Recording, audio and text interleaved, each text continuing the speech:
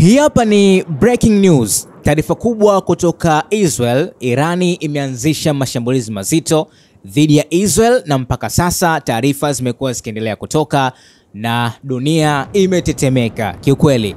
Taarifa za milio na sauti za milipuko na sireni za hatari zimetawala anga la Israel baada ya Irani kufanya mashambulizi ya makombora na ndege zisizo na rubani drones, ikilenga maeneo kadhaa ya kijeshi na ya kiraia.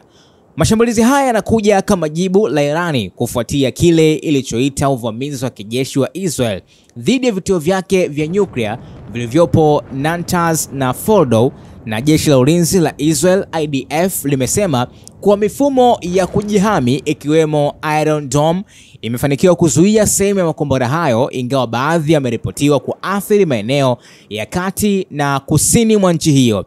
Taarifa za awali zinaeleza kuwa raia kadhaa wamejeruhiwa, huku vikosi vya uokoaji vikiendelea na kazi ya kukagua maeneo yaliyoharibiwa, na serikali ya Israel imetoa agizo kwa wananchi wake kutafuta hifadhi na kufuata maagizo ya usalama. Wakati huo huo, viongozi wa kimataifa wakiwemo wale wa Umoja wa Mataifa, Uingereza na Ufaransa wametoa wito wa kutuliza hali hiyo haraka na kuanzisha mazungumzo ya kidiplomasia ili kuzuia mzozo mkubwa wa kijeshi katika eneo hilo la Mashariki ya Kati. Irani kupitia msemaji wake wa Wizara ya Mambo ya Nje imesisitiza kuwa mashambulizi haya ni kujibu kwa haki dhidi ya uvamizi wa Israel, huku ikiashiria kuwa hatua zaidi zinaweza kufuata ikiwa uhai wa Irani utaendelea kutishiwa.